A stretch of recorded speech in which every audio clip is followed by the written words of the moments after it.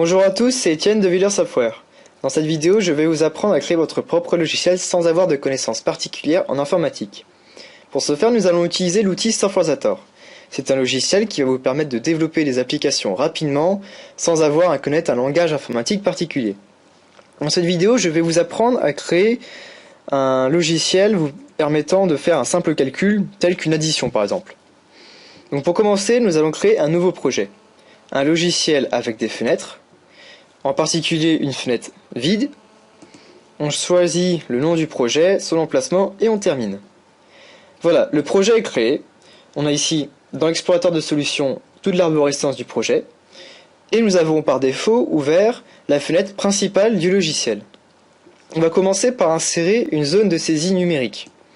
C'est dans cette zone que nous mettrons notre premier chiffre de l'addition. On va la placer ici, dans l'angle. On peut redimensionner la fenêtre.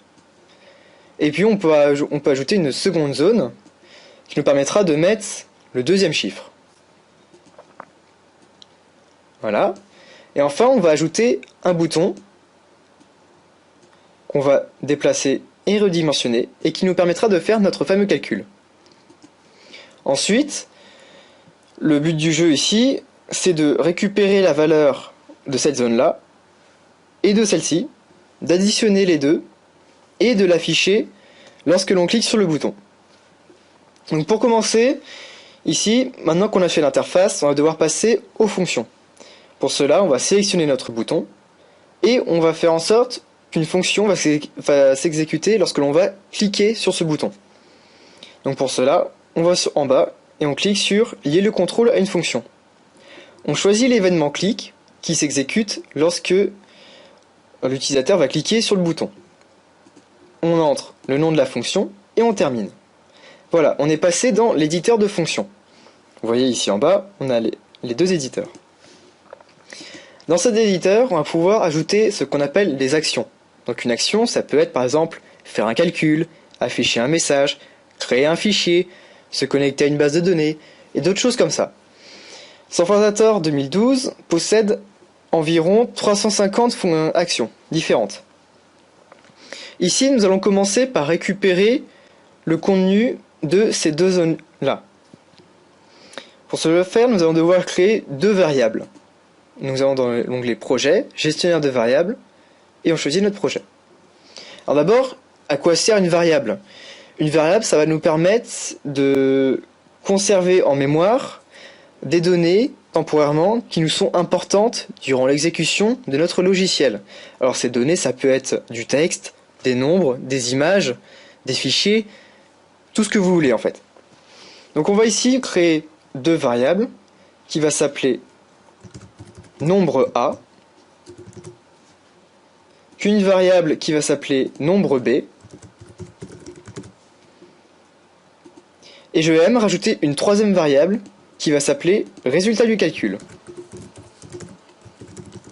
Alors vous l'aurez sûrement compris, notre variable nombre A sera égale à la valeur de la première zone de saisie numérique, le nombre B sera égal à la valeur de la deuxième zone, et enfin le résultat du calcul sera égal au résultat de l'addition. Voilà, on valide. On va donc commencer par récupérer la valeur de ces deux zones ici. Pour cela, on va aller dans la catégorie interface, obtenir une propriété d'un contrôle. Un contrôle, quand on dit contrôle, ça peut être un bouton, une zone de saisie numérique comme on a ici, une zone de texte, un menu, tout ce que vous voulez. Tout ce que vous voulez qui appartient à l'interface, bien sûr. Donc ici, on va sélectionner notre première zone numérique et on va récupérer la propriété value qui sera égale en fait à la valeur saisie par l'utilisateur. Et enfin, cette valeur, on va l'enregistrer dans notre variable nombre A. On valide, on va refaire le même procédé mais pour notre seconde zone de saisie numérique. Cette fois-ci, on l'enregistre dans la variable nombre B. Et maintenant qu'on a fait ça, on va pouvoir effectuer notre calcul. C'est très simple, il suffit d'aller dans la catégorie mathématiques et on ajoute une action calcul. Voilà. Maintenant, dans cette action, ce qu'on veut faire, c'est la valeur du nombre A plus la valeur du nombre b. Sauf qu'ici, vous voyez, on peut ajouter des nombres, on peut ajouter des plus, des moins, des multipliés, divisés, mais on ne peut pas vraiment ajouter de variables. Heureusement, il y a une solution à cela.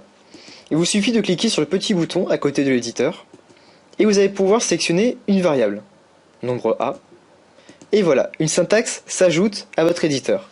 Ainsi, la valeur de la variable nombre A sera utilisée.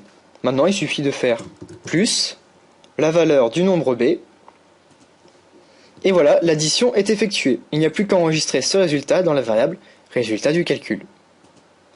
Maintenant, notre calcul a été fait. Maintenant, ce qu'on veut, c'est afficher le résultat de ce calcul.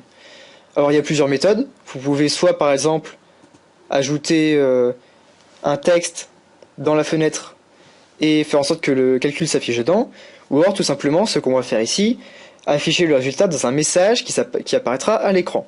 Donc pour cela, on va dans la catégorie Interaction, afficher un message. On l'ajoute à la suite. On va saisir la variable résultat du calcul, et ainsi, la valeur du résultat de notre calcul que nous avons fait sera affichée à l'écran. On valide, et maintenant, il n'y a plus qu'à aller dans l'onglet Projet, Exécuter, pour que le Software Center compile notre projet et l'exécute. Donc on a ici notre fenêtre que nous avons créée.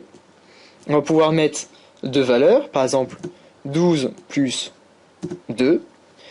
Et en cliquant sur ce bouton, on devrait donc voir le résultat du calcul. Et si je clique, voilà, 12 plus 2 est bien égal à 14. Évidemment, après, c'est un exemple tout bête qui permet juste de vous familiariser un peu avec ce logiciel. On peut faire plein de choses avec Software Center. On peut utiliser des bases de données. Il y en a 3 différentes de supporter.